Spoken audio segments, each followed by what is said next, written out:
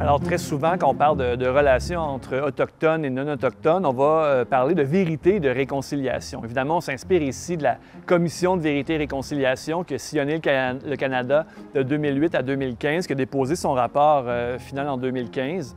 Alors, on revient avec ces notions de vérité et de réconciliation. On se rappelle que cette commission-là, son objectif, c'était vraiment d'entendre les récits, les témoignages de personnes qui avaient vécu les pensionnats. La parole a aussi été donnée notamment aux familles des personnes qui ont vécu les pensionnats.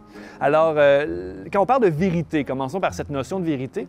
Alors, dans ce contexte-là, la notion de vérité, c'est beaucoup d'entendre la vérité de l'autre. L'essayiste français Jean-Claude Guilbeault va utiliser cette belle formule d'écouter la vérité de l'autre. Alors, dans ce cas-ci, c'est d'intégrer dans l'espèce de récit, le narratif qui est le nôtre, la grande histoire qui est la nôtre, d'intégrer le regard, la vision autochtone. Dans nos livres d'histoire notamment, longtemps, la seule vision de notre histoire qui était présentée, c'était celle des Blancs, des non-autochtones. Alors, la vérité, c'est vraiment d'entendre cette vérité, ces récits, ces témoignages, et de les intégrer dans le grand récit qui est le nôtre. L'anthropologue Gilles Bibeau, avec d'autres chercheurs d'ailleurs, parle de se doter d'une histoire à part égale.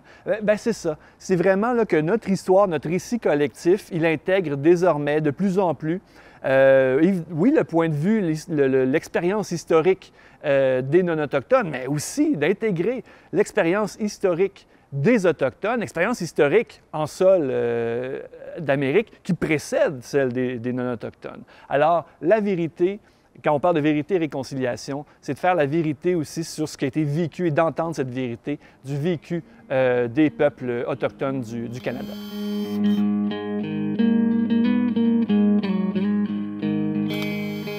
Quand on parle de réconciliation, c'est un autre terme qu'on entend souvent, comment ce terme, cette notion de réconciliation est perçue du côté autochtone? J'ai le goût de dire que c'est perçu, je dirais qu'il y a plusieurs points de vue sur cette question, il y a plusieurs nuances à apporter et beaucoup de leaders autochtones sont plus ou moins friands de la notion de réconciliation et ça, il y a plusieurs raisons à ça. Bon, la première, c'est que des leaders autochtones vont nous dire mais comment est-ce qu'on peut se réconcilier si on n'a jamais été lié, en quelque sorte? Comment retisser un lien qui n'a jamais existé? Parce que beaucoup de leaders autochtones vont nous dire jamais on a eu un rapport de peuple à peuple, d'égal à égal. Jamais on a eu une relation vraiment d'amitié. Je sais que cette perception-là, elle n'est pas nécessairement présente du côté non-autochtone. Du côté non-autochtone, on a souvent l'idée, cette image que durant la Nouvelle-France, notamment, il y a eu une période où Français et Autochtones cohabitaient dans la paix et tout ça. En fait, c'est à nuancer.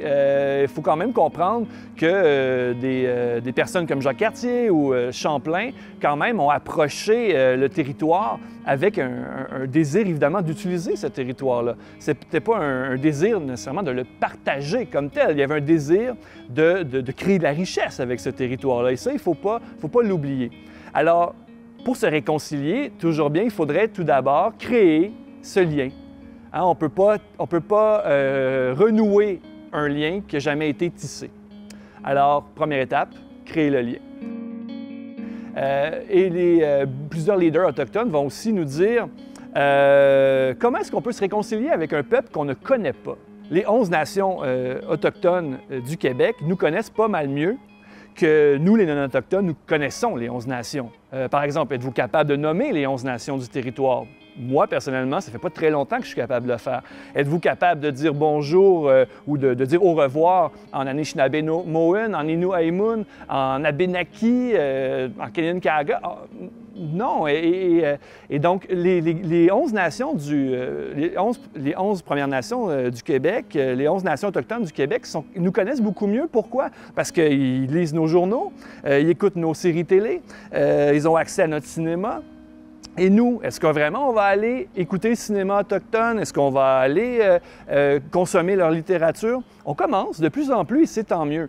Mais il faut comprendre quand même qu'il y a un déséquilibre de ce côté-là. Alors, pour se réconcilier, ou en tout cas pour dialoguer, pour vraiment vivre une rencontre, il faut un peu connaître l'autre. Et donc, cette connaissance de l'autre, c'est aussi à nous de la parfaire. Donc, autre élément de la réconciliation aussi, pour beaucoup de membres des communautés autochtones, ils ont l'impression que pour les non-autochtones, la réconciliation, c'est un peu comme une liste d'épicerie. Hein? Et là, on a une liste de choses à faire, puis on coche, puis quand on va avoir coché tous les éléments sur la liste, la réconciliation va être accomplie. Non, du côté autochtone, c'est pas perçu comme ça. Ils vont voir vivre le chemin de réconciliation, déjà il y a une nuance, le chemin, le processus de réconciliation comme quelque chose qui se fait, qui n'est jamais terminé. Donc la réconciliation, le processus de réconciliation, bien justement, c'est un processus. C'est pas quelque chose qui peut être un jour achevé. Puis il faut comprendre aussi que pour les peuples autochtones, la réconciliation, elle implique des réformes.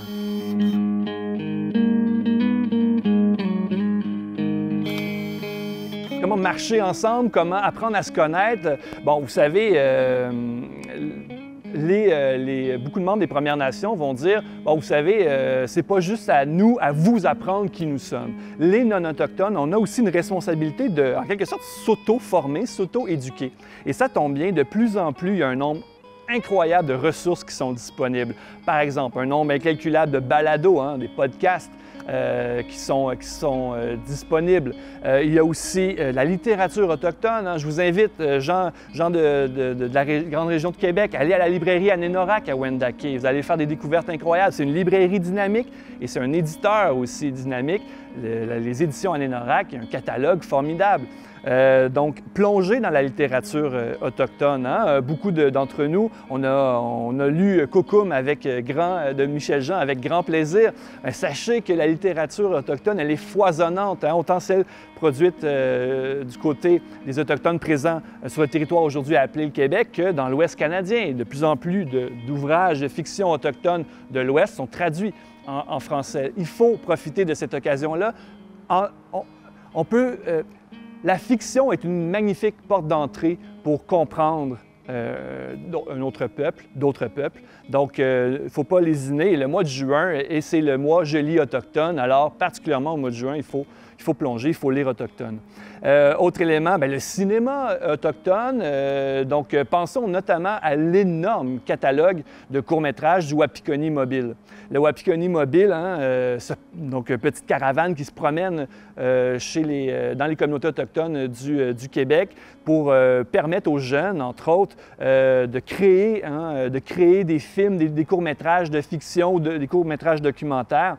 C'est une banque inépuisable hein, d'images et de récits et ça nous permet d'entrer justement, de chausser les mocassins de l'autre. Hein. Beaucoup de personnes autochtones vont dire « chausser nos mocassins ».